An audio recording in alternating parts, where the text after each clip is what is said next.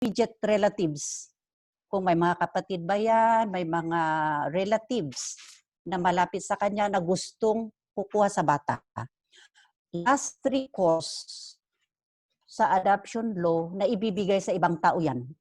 And not until wala talagang nanay, magulang, relatives na kukuha sa bata, and then that's the time na i-consider yung unrelated na tao na mag-a-adapt sa bata. Ganun po sa domestic adoption. Yun po. So kailangan ding misura, ipasa puso mo rin yung lagi nating ini-explain sa inyo na tungkol sa adoption, okay? Para if ever na hindi sa inyo mapapunta yung bata, naka-ready ka rin. Kasi hindi natin masabi syempre bahala na ang Diyos dyan, no? Kung kanino talaga yung bata. Di ba? Pero yun lang ang hinihingi ko po na mapasa akin din kasi yun nga higit pa sa anak ko kasi ako ang nagpalaki sa kanya at saka pinalaki ko siyang sa Islam, Muslim. Sana po sa 9 years na pagkupkup ko sa kanya, sana po mapunta rin sa akin. Naintindihan natin yan pero wala tayong control over that, diba? It's only God lang ang may control over everything. Tama ba? Inshallah. Sana. Inshallah. Inshallah. Actually, Ma'am Zuhra, sir. yung in-explain ni Ma'am Judith, yung actually expert siya kasi matagal na siyang, dyan siya nagtagal sa trabaho ng domestic adoption law. Now, ang question ng ngayon is what will apply? Anong batas ang mananaig dito? Whether the domestic adoption law, ito yung adoption law insofar as Christians are concerned at non-Muslims. But insofar as Muslims are concerned, ito yung Sharia law. Now, hindi natin alam, kahit ako hindi ko alam kung alin dito sa dalawa ang mananaig. But if it is a domestic adoption law, ito yung expertise ni Ma'am Judith, in-explain niya yun. And tama yung sinasabi niya lahat. Ang final decision dyan will be yung parang panel of experts yan sa DSWD. Magmamatch sila. Kung wala talagang relatives yung bata, ha? Kasi ang priority talaga, yung kadugo talaga ng bata. Now, kung wala, pwedeng mapunta sa inyo, pero pwede yung hindi. So, you have to be prepared emotionally. Pero yun, ang concern natin ngayon, paano ma-repatriate yung bata at mapabalik sa Pilipinas. I think malinaw din yung procedure na sinabi ni ang ating buting attaché ni Ma'am Judith. Yung kailangan palang, as I understand it, kailangan nating hanapin yung nanay. And I suppose ang nanay ay nandito sa Manila o nandito sa Pilipinas. Yun, sabi ni attaché, pumunta sa NBI, pwedeng samahan siya ng DFA, Consular Affairs, at yung DSWD para mag-extract, actually kukuha ng blood samples. Tapos ipapadala dyan sa UAE para silang mag-extract ng DNA at yung blood sample din ni Mutya para mag-extract ng DNA and then i-compare yung DNA profile sa bata at ng nanay. At kung mag-match, that's the time na pwede siyang makauwi under UAE law. Ang law naman talaga, ang territorial law naman talaga dyan sa UAE ang mananaig kasi nandyan ang bata. Oo. Attorney. Yes. However po na ayaw na pong tanggapin ng ina. Kung na yung ayaw bata. na tanggapin ng ina, that is inabandon na niya yung bata. So if that is the case, yun nga, hahanapin muna ng DSWD yung mga kadugo talaga niya. Kung wala talagang tatanggap sa bata o hindi mahanap yun, that's the time the child is up for adoption to non-relatives, yung hindi kadugo niya. Kasi last recourse kasi yung mga non-relatives Ang una talaga, of course, the parents, then pagkatapos yung kadugo talaga nila. Yun yung may order of priority kasi yan, if I remember it right. Ang ating butihing attaché, si Ma'am Judith, mas expert yan kaysa sa akin. Kasi yun nga talaga ang doon siya nagtagal na malagi before siya naging attaché dyan sa UAE. So, susundin kasi yung order parang yung hierarchy. Tapos, last talaga, yung strangers. In this case, si Ma'am Shukra is a stranger to Mutya kasi hindi sila blood related. Mm. Okay, no. So, ito naman ang masasabi ko, attorney, para ma-wrap up ang lahat. Si Ma'am Shukra, nag-report kay Ma'am Judith. Si Ma'am Judith, Oo. wala ding pagkukulang ang buong consulate. Nag-aksyon sila at umabot na nga sa Pilipinas, ni-publish nila, umabot na sa PTB. Pero ang Yes, masasabi ko sinabi naman, niya. Oo. Attorney Glenn, hindi dahil ang DSWD hindi naman sila enforcement eh. Ang DSWD wala naman silang power na i-track itong tao na to. And I Oh, believe walang ganun. Walang To ganun ang apprehend. DSWD. ginawa na ng DSWD yung part nila. Siguro ito ang masasabi ko na naman, ito na naman ang kakulangan ng ating kapulisan, masabi natin. Dahil ito silang enforcement eh. Sila ang magta-track down itong tao na to. So, hindi ba pwedeng King, wait. Sandali. Sandali, brother, ha? Napaabot na ba natin yan sa kapulisan? yan, Kasi baka... yan ang gusto ko, Attorney Baka- Glenn. Hindi. Oh, Hindi kaya namin kailangan. pinaabot kasi siguro binibigyan pa ng chance. October 9 pala ito na i-air sa PTB4. Pumunta sa barangay doon sa address na binigay. Barangay 27 of Caloocan City. So yan, Barangay. pumunta ang DSWD. Siguro ang kailangan dito through the help of itong mga partners natin like Attorney Glenn and some other concerned individuals and agencies, siguro is follow up yung ginawa ng DSWD na Yes. social media talaga siya. Kasi PTB4 ang specific na na-cite dito eh. So kailangan siguro sa kabisihan din ng DSWD, tapos nagka-COVID na, hindi na siguro Oo. ito na follow up. So kailangan sigurong susulat ulit ako. But I think kung ano din ang maitutulong ninyo na nasa social media, baka pwedeng talagang i-on-air itong nanay, pati picture siguro. Bigyan natin Yes, ng ma'am. chance eh. Wala na tayong magagawa kung malalaman ng kanyang pamilya kasi sinisekreto ito sa pamilya niya eh. Wala na tayong option but to air Oo. her on radio Tama and po kayo, TV para she will report to DSWD at ma-interview doon at malaman ng DSWD ano bang plano niya sa anak niya. So kung gusto niyang i-give up yan, the DSWD will have her execute a deed of voluntary commitment, notarize. At base doon, ayon, ibigay na sa relatives. Kung walang relatives, for adoption na yung bata. Kailangan Actually, na pagpapita siya sa DSWD. actually, ma'am, wala kayong pagkukulang insofar as the DSWD is concerned. Especially kayo, wala kayong pagkukulang dyan. It just so happened na naabutan tayo ditong COVID at na-interrupted yung process to Proseso. find the mother.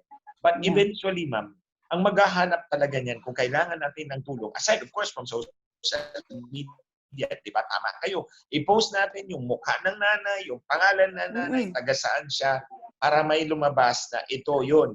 Kung tinago niya yan, wala na tayong magagawa. Hindi pwedeng pabayaan natin yung bata just like that. Now, kung may willing na magmahal sa bata, kung ang nanay is not willing to love that child, but someone else is willing to love that child like her own, by all means, sige, tulungan natin siya. Pero, kung aside from social media, I think ang kapulisan may papel din dito kasi sila yung pupunta doon, sila yung maghahanap, sila yung may manpower, ma'am, hindi ang DSWD. As far as I see it, ha? Insofar as maghahanap ng tao for this purpose, hindi ang DSWD. Kasi ang primary talagang naghahanap ng mga tao na nawawala o hinahanap is the Philippine Police, National Police. Oo. Pero bago natin i-blame ang police, siguruhin muna natin na humingi na tayo ng tulong sa kanila. Hindi. Diba? Correct. Kasi kung wala Correct, silang correct. gagawin, that's the only time na tirahin natin. Pero kung hindi pa naman natin napaabot sa kanila, ipaabot muna natin sa kanila at mag-request tayo ng maayos sa kanila. Hanapin itong tao. Hindi ito. actually, hindi pa yan At the same naipaabot sa time, we can police. put it out in social media. Sa Comelec lang din nagtanong ang DSWD Comelec, barangay at saka PTV4. Usually, we do not the assistance of the police kasi ang isang reason din why we publish, yun ang proof namin doon sa proseso ng declaring the child legally abandoned to free him for legal adoption. Hinahanap yan kasi sa court yung proof ng DSWD that we have exerted all efforts to locate the mother. So, provide for the copies of the publication, certification of the barangay chairman na kami po ay pumunta doon na naghanap. Yun. So, these are legal documents in relation to adoption kung kinakailangan. So, yun ang prosesong we usually do not, but ewan ko sa inyo kung how do you look at it, kung kailangan din nating isik ang tulong ng police to locate the mother who is missing na lang ang tawag natin, di ba? Para makapasok ang police for enforcement if the mother is missing. Yes, Yes, ma'am. Insofar as the police, insofar as the DSWD is concerned, okay na yon. You already followed your procedure. Yan natin, hinahanap nga natin yung nanay. Meron namang institusyon dyan na may kapasidad, doon din tayo humingi ng tulong sa kanila, di ba? Kasi the DSWD has already done its part. I mean, we cannot ask you for more. Actually, as a matter of fact, kung nandyan yung nanay, you're willing to do your share na, sige, ipa-DNA natin, i-process namin dito hanggang makarating yung bata dyan. And that's commendable for you. I think President Judith, I thank you for your assistance. Now, ito nga, kailangan natin ng tulong ng iba kasi hindi naman kami ang maghahanap physically. So, ang gagamitin namin, whatever influence we have, gagamitin namin yung pwersa ng gobyerno because that is what they are for, di ba? So, gamitin na lang natin yun para mahanap natin ng nanay and also, of course, social media as well. Hopefully, everything will end well. And mapapunta kay Ma'am Sukra yung yung bata na gustong-gusto niya. But of course, tama kayo. You do not make guarantees because the decision is not in your hands. Okay, no, attorney, mag-ask lang tayo ng permission dahil alam natin na si Ma'am Judith lang, si Ma'am SWAT Judith lang ang makabigay ng Ma'am, inakalaw mo ba kami, ma'am, na i-mention, hahanapin namin yung pangalan ng mama niya, panawagan namin ni Attorney Glenn Chong dahil meron naman tayong address sa Caloocan, anong barangay, na lahat, alam ko, milyon-milyon ang mga supporter ni Attorney Glenn. Kung hahanapin talaga to sa Manila, itong tao na to, is mahahanap talaga to dahil alam naman natin, sabi ko nga kanina, Ma'am SWAT, today is Father's Day. Kaya sana ngayon magse-celebrate tayo sa labas, pero anong ginawa natin? Si Attorney Glenn, naputol ang celebration niya sa Father's Day sa labas. Sabi ko, umuwi ka na dahil kailangan mo mag-live. So nakita natin na ang daming nagsakripisyo dito sa Father's Day because we love Mutya. We want to celebrate with her. Wala siyang mama at saka papa na on this Father's Day na merong mga taong nagmamahal. Si Ma'am Judith, si Attorney Glenn, si Kuya Melvin, si Ate Jonalyn, si Ma'am Jokra, na ginawa natin ang lahat na maging mabuo man lang ang pamilya niya. So yan yung pinakapunto ko ngayon, Ma'am Judith. So ma'am, ikaw po ang mangunang manawagan, ma'am. Ano ang pangalan niya at saang barangay siya dahil kilapin natin to at huntingin natin to. Okay. Sige, isusulat ko na rin. Sige. Maraming ma-follower yan si Mr. Melvin. Pag yan ang magagalit sa social media niya, ihahanap talaga. So, Ma'am Judith, please. Okay. So, good afternoon sa kababayan natin sa Pilipinas. Good afternoon sa ating mga kabayan dito sa UAE. On behalf of the Department of Social Welfare and Development, kami po ay nananawagan sa inyo, Miss Emeline Gumarang, nanay ng batang naiwan dito sa UAE. Ang binigay po ninyong address ay Barangay 27 of Caloocan City, doon sa National Capital Region. Kayo po at kami rin, at ang itong mga concerned citizens, concerned individuals na nagmamahal sa anak mong iniwan mo dito sa UAE, ay nagtutulong-tulungan para hanapin ka. Pumunta din ang Department of Social Welfare and Development National Capital Region sa address na binigay mo, na on air ka on October 9, 2019 sa PTB4. But despite all these efforts, hindi po kayo nagpakita sa DSWD. Siguro sa ngayon, para sa ikabubuti ng anak ninyong si Mutia, napakat, ganda pa naman itong bata, napaka-smart. He is a very, very smart and a lovely child. Ako nga naiiyak din ako kung nakikita ko itong mga batang pumupunta dito. Ang gaganda nila, ang gwapo nila, ang dami nila. So please, Miss Emeline Gumarang, wala na kaming ibang choice kundi i-on air ka namin.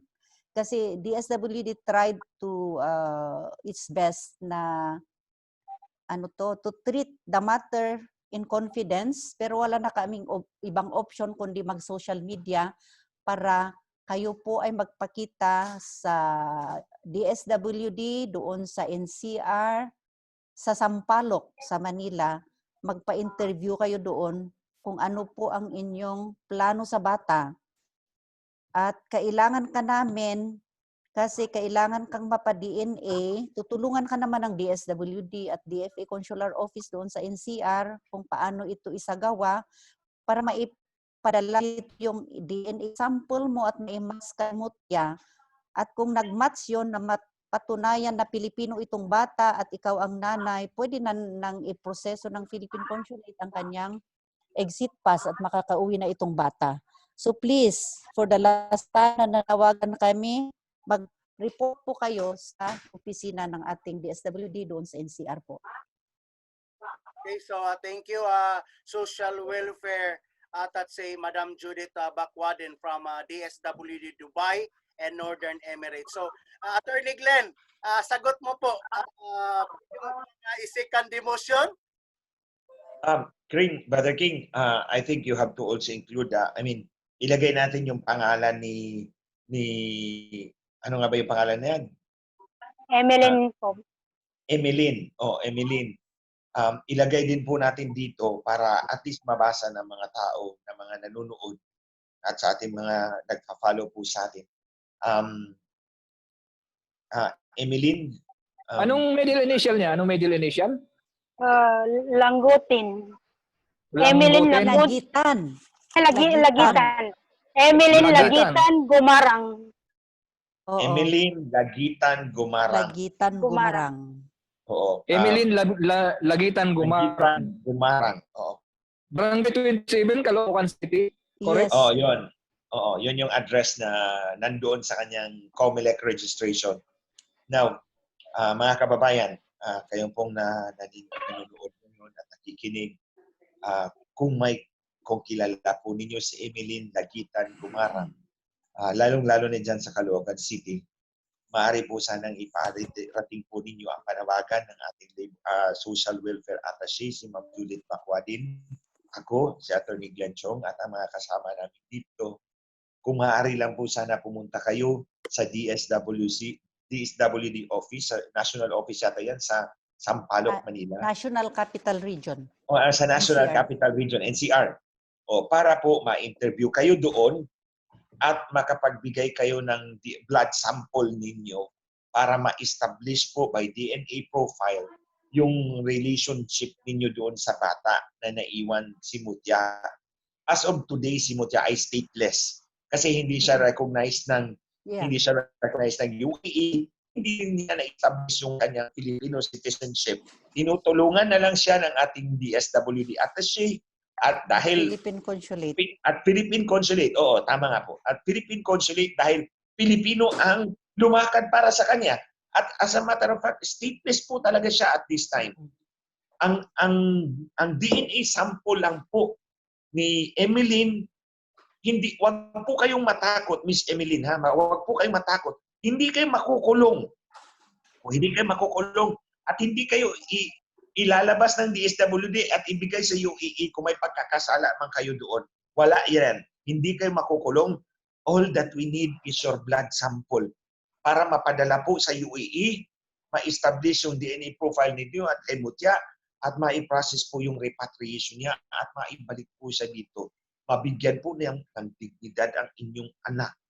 Mahalaga po yun, mabigyan ng dignidad ang inyong anak, mapalaki sa maayos na paraan. Kung hindi man ninyo mamahalin ang inyong anak, ibigay nyo sa taong kayang magmahal sa kanya na mas mahigit pa sa isang ina. So sana po, tumagos ito sa puso ninyo. Emilin, kung nakikinig ka o umabot ito sa iyo, kung hindi mo kayang gampanan ang iyong obligasyon sa iyong anak, lumabas yan mula sa iyo, anak mo yan, dugo mo yan. Ibigay mo na lang sa taong makapagbigay sa kanya, sa hindi mo may bibigay. Lalong-lalo na ang pagmamahal ng isang ina. All that we need is ang dugo mo para mapaprocess yan at mauwi dito si Mutya, mabigyan ng kangal, dignidad at magandang buhay. Iyon lamang naman ang hangad namin. Wala kaming hangad na iba. Hindi naman namin kalugo si Mutya. Ang ating buting attaché, ginawa niya ang lahat. Obligasyon din niya, tapos na siya dyan. O ngayon, we go beyond that. Lumagpas pa kami. Ito, actually, nandun ako sa labas. Namimili ako ng supplies para sa amin dito. At I have to come back. Kasi kailangan kong mag-live ngayon. Nakaset kami para sa anak mo. So yan, pagmamahal namin yan sa anak mo. Hindi ko man kilala si Mutya, hindi ko man nakita si Mutya. Pero ang nanay ang dapat unang magmahal sa kanyang anak. Kung hindi mo kaya yan, ibigay natin sa iba na kayang suklian ang pagkukulang mo sa kanya. All that we need is ang dugo mo na ibigay mo para ma-process, magawa ang lahat. Andyan naman ang ating buting attaché, DSWD attaché, si Ma'am Judith Bacwadin. Sinabi niya, tutulong siya, gagawin pa rin niya hanggang maabot niyang ata dito. Yun lang po. Kapamilya po ni Emilin, kausapin niyo po siya. Lalong-lalo yung mga kaibigan. Kausapin niyo po siya. Wala pong mawawala sa kanya. All that ang gagawin niya is to make sure na ang anak niya ay magkaroon ng magandang buhay. Kung hindi man niya kayang gawin niya. Ako nagpapasalamat, mga kababayan. Ako po yung nagpapasalamat sa ating DSWD attaché dyan, si Ma'am Judith Bacwadin. Saludo po ako dito. Saludo talaga ako kay Ma'am. Ginawa niya ang lahat ng mga gawa niya. Of course, hindi naman siya Superman o Superwoman na magawa niya ang hindi kayang gawin. May proseso po na kailangan sundin. Hindi po natin yun. Para walang problema. So, si Ma'am Jukra, salamat sa pagmamahal mo kay Mutya. Dasal ka lang, inshallah, maibibigay siguro yung bata sa inyo. O kung wala naman talaga. Inshallah, maibibigay. Inshallah. Maraming salamat sa pagmamalasakit mo sa ating mga kababayan dyan sa UAE. At ito rin si Kuya Milvin sa mga kababayan natin dyan sa Saudi Arabia. At si Ate Jonalyn nandyan. May problema din yan. Kailangan din natin tulungan yan. King? So, Kuya Glenn, tumagos talaga yung panawagan mo sa akin. Tulog ako. So, Maraming salamat po, attorney. so Huwag kayong magpasalamat sa akin. Ang mahalaga, Sa inyong lahat, si Ma'am Judith, at si Sir, ang mahalaga, mabigyan ng maayos na kinabukasan si Mutya. tama, yun po ang Pasalamat ako sa iyo sa iyong pagmamahal na binigay kay Mutya. At pasalamat ako kay Ma'am Judith na ginawa niya ang lahat na kaya niyang gawin para matulungan kayo. Ang kailangan lang si Emilin, magpakita ka, lumabas ka dyan. At lumabas ka para lang matulungan mo yung anak mo. Tingnan mo, ibang tao, nagmamalasakit para sa anak mo. How much more ikaw na ina? Ma'am Judith, daming nag-message sa YouTube, Ma'am Judith. Pwede ba daw, Ma'am Judith, kahit nakamas mo siya, makikita daw? Makikita, nakamas ang mata lang ipakita, Ma'am Judith? Hindi Hindi ba yata yan yun mamukhaan? Jokra. Hindi pwede. Huwag nating i-expose yung ano ng bata. May confidentiality. Siguro, Confidentiality. We have to observe confidentiality in relation to children. Okay, Especially so, kasi minor. Di ba, ma'am? Tama ako, ma'am? Yes, yes, Minor attorney. Hindi pwede. okay, so Oo. sa lahat ng mga nanonood ngayon na nag-request na gusto makita si Mucha, siguro ang isa sa nag-request dito kapamilya siguro ni Emeline, pero sabi ko yun nga, sabi ngayon na hindi bawal siya ngayon na ipakita. So kung Sa meron media. kayong andito po ang OFW helpline na willing na makipag tulungan sa inyo kung kayo po ang pamilya ni Miss Emily na Lagitan na Gumaran diyan sa Caloocan. So, Emeline Lagitan Gumaran. Tama ba? yes, Gumarang. Gumarang. Gumarang. Oo. okay, so ngayon, pagbigyan ko ng last word si Ma'am Jokra Unas, at saka next si Kuya Melvin, then next si Miss Jonalyn, then alam ko busy si Ma'am Bakwa din, Ma'am Judith, so pwede na siyang mag-exit. So, pakinggan muna natin Ma'am Judith before ka mag-exit. So, last word, Ate Jokra, panawagan mo kay Emeline dahil ikaw nakakita niyan.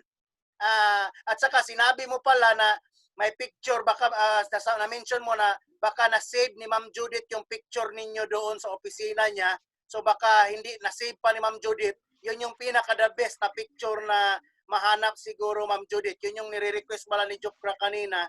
Baka na-save mo daw yung pag-picture. So, Miss Jokra, ito yung oras Hanapin ko. tawagan. Mananawagan po ako kay Emeline po. Yes.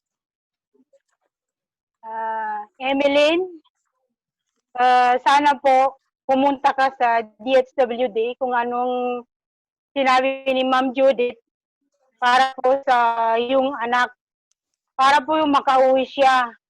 Yun lang po ang hinihiling ko sa iyo. Maawa ka sa anak mo na pumunta ka sa DSWD para makauwi na siya. At saka, basta yun lang, gusto ko talaga magpa-DNA test ka para makauwi na yung bata. Maawa ka sa kanya, gusto na niya mag-aral, 9 years old na siya. Talagang nakakaiyak kasi. Kung pwede lang mag-aral siya dito, pinaaral ko na. Kasi minsan nga sinasabi niya, Mama, gusto ko na pong mag-aral. Pero hindi mag-aaraw kasi wala siyang visa. Ngayon, yun lang ang masasabi ko sa iyo, Emeline. Maawa ka. Kasi andito ako na nag-alaga sa anak mo mula bata. Minahal ko siya. Higit pa sa mga anak ko. Hindi ko matagal ko nang hindi talaga mo.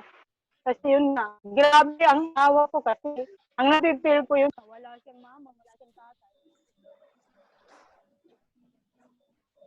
Ang hirap. Nawawala yung audio. May, nawala may. Kasi napadawagan, napadalag niya. Okay, no. So, habang inaayos ng audio, Kuya Melvin, anong short word mo, Kuya Melvin, sa mga tagapakinig mo, sa mga follower mo, Kuya Melvin? Once again po, magsasalita po tayo regarding po dito sa issue nito na kaya nga po tayo lagi nananawagan kung katutok po kayo sa channel ko, meron po akong programa, yung Boses ng Ordinaryong Pilipino. Ilagi ko po doon pinananawagan sa lahat po ng mga OFW natin na ang layunin po natin kaya po tayo ng ibang bansa para po maghanap buhay. Hindi po maglandi o I'm sorry my words ha. I'm sorry. Hindi po para gumawa ng anumang kabulastugan dito sa ibang bansa. Huwag po nating dalahin yung anumang kalukuhan dito. Huwag po tayo umalis ng ibang bansa, pag tayo umalis ng Pilipinas, tayo po ng ibang bansa. Kung ano po yung adhikain natin at kung ano lang po yung layunin natin, yun lang po ang i-apply natin. Huwag po tayong gumawa ng kabulastugan o anumang bagay dito sa bansa na pupuntahan natin na mag-uugat ng katulad na nga po niya nangyari na yan kay Miss Emeline. Siguro marahil nagkaroon ng katipan at yan, magbunga ng hindi maganda at ngayon ay iniiwasan na niya. Ay siya lang din naman ang susi niyan para maiuwi sa bansang Pilipinas.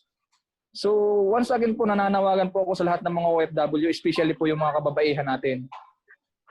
Kung kayo po ay may pangarap sa inyong pamilya, pukusan niyo na lang po yung pangarap niyo sa inyong pamilya. Huwag po kayong gumawa ng anumang mga labag sa batas doon sa mga bansa na kung saan po kayo naroroon. Kung gagawa po kayo ng kalokohan, wag na po kayo mga ibang bansa, wag niyo pong sirain ang dangal po ng isang OFW. Dahil ang isang dangal po ng OFW, ayan na lang po yung dangal na ating may pagyayabang at ating may pagmamalaki. Wag po nating sirain. Dahil ang dungis ninyo ay magiging dungis ng lahat.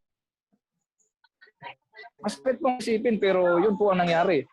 So kaya po nananawagan tayo na wag niyo pong gagayahin itong nangyari ito kay Miss Emily na gumarang, na gumawa ng hindi maganda at nag-ugat pa sa ganitong problema.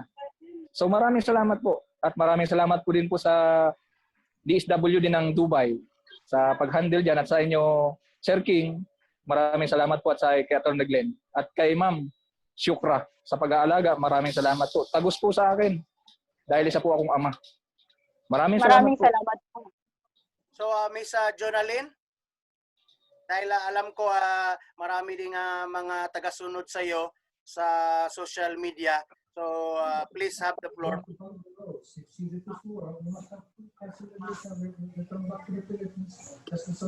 Ano ka, nakamute. Hello po, Ma'am Judith. Good afternoon po.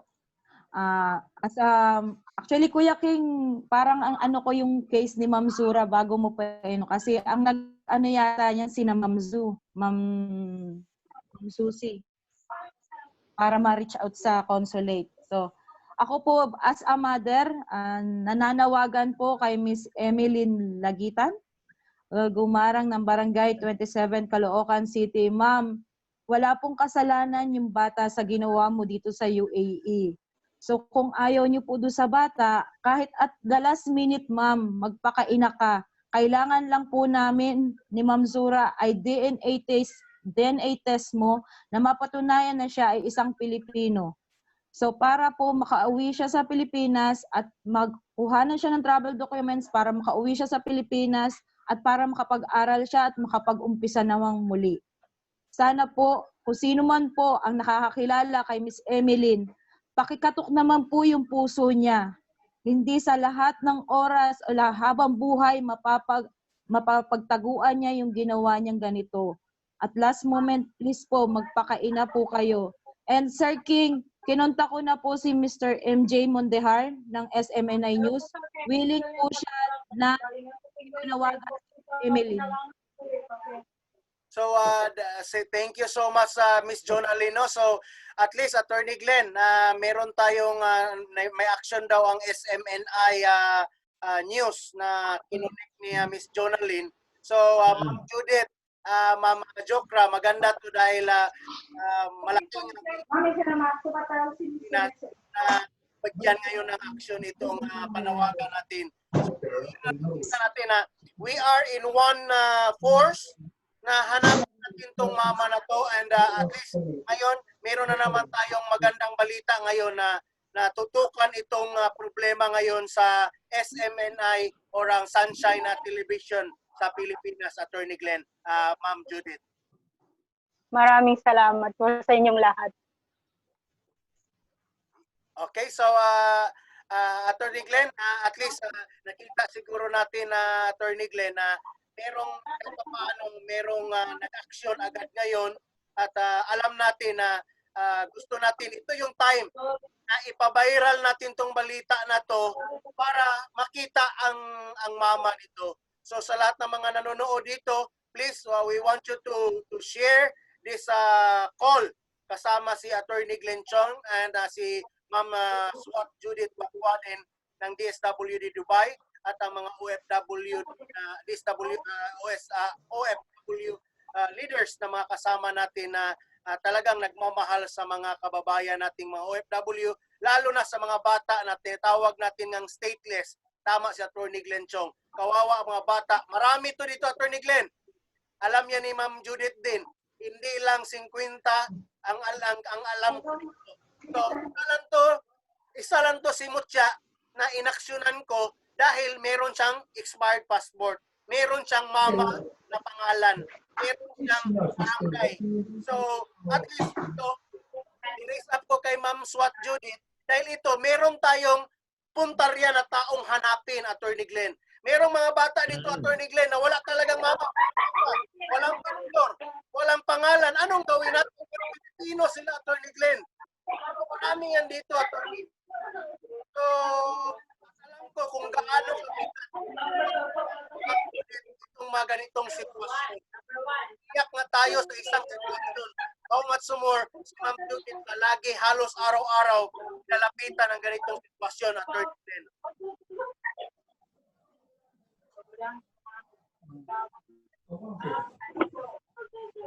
So again, naputol kanina, Ma'am Jokra. Panawagan mo, ma'am. At least okay na siguro ang signal mo ngayon, ma'am. Para at least Oh, okay. tayo Okay sa na. panawagan mo.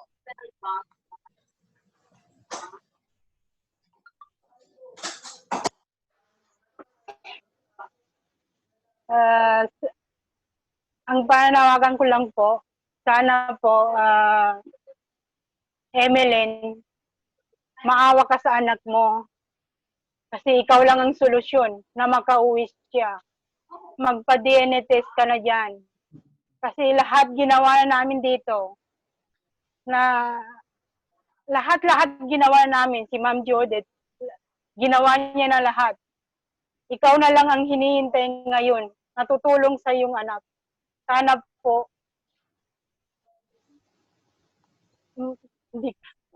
sana po, Emeline, mabuksan na yung puso mo. Last na to, Emeline, para makauwi na yung anak mo. Maawa ka sa kanya. Yun lang ang hinihingi ko sa iyo. Pumunta ka lang sa DSWD para makauwi na yung anak mo. Yun lang po ang masasabi ko. At saka maraming salamat sa iyo, Ma'am Judith, Attorney, and Brother King. Maraming salamat sa inyo sana po matulungan po ninyo ako na makauwi na itong bata. At saka yun nga, ito lang ang paulit-ulit kong masasabi, Emeline, please lang, pumunta ka na sa DSWD. Walang mangyayari sa'yo, huwag kang matakot. Para sa anak mo ito. Please lang. Okay, no? So, salamat Wag ka- Ate Jokra, and salamat sa inyong pagdulog dito sa ating programa sa OFW Helpline na talagang tumutulong tayo. Wala tayong pili dito kung anong makaya nating itulong. At salamat din kay Attorney Glenn Chong na andito lagi. Alam kong very busy. Special case na hinahawakan si Attorney Glenn Chong sa kaso ni Kuya Red Santillan at itong mga tiwaling pulis na nasa Pilipinas. But yet, binigyan tayo ng panahon ni Attorney Glenn Chong na i-additional na naman to sa panawagan niya lagi sa kanya na hanapin ang mama. So Attorney Glenn, thank you. And Ma'am Judith, thank you so much. You are always welcome. And Always welcome. yeah, thank you. And Ma'am Judith, salamat sa panahon mo, ma'am. Alam ko busy ka dyan. And hindi pa kami natatapos ni Attorney Glenn Chong dahil pag-usapan din namin ngayon itong problema sa Saudi Arabia and even sa repatriation dito sa UAE.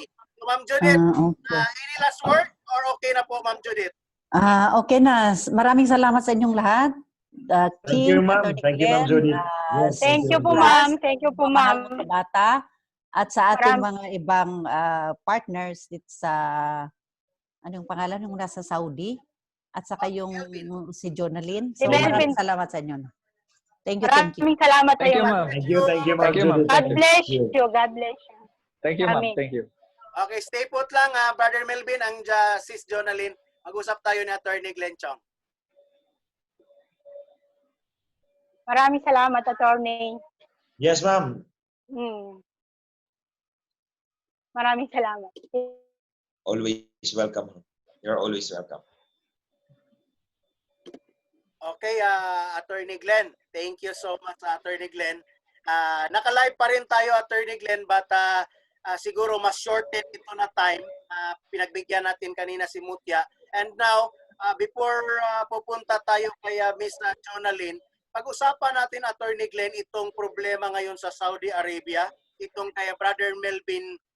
Si Brother Melvin po, isa sa leader natin sa CIS organization sa Saudi Arabia. Brother Melvin, Hi, brother. si Attorney Glenn, Okay. Wait lang ha. talaga siya. Can you go on? Can I excuse myself a while? I just need to I just need to excuse a while. Okay. Walang problema, Kuya Glenn. I'll be back in a while. Okay. Sige, just go on. Just go on. Okay, Kuya Milvin, pwedeng bigyan mo ako, Kuya, ng idea dito, Kuya. Tema sa Saudi Arabia. Once again, good morning po sa lahat. Good afternoon na nga po pala. Good afternoon na. Dito po sa bansang Saudi Arabia at magandang gabi na po sa bansang Pilipinas. At ganon din po sa ating mga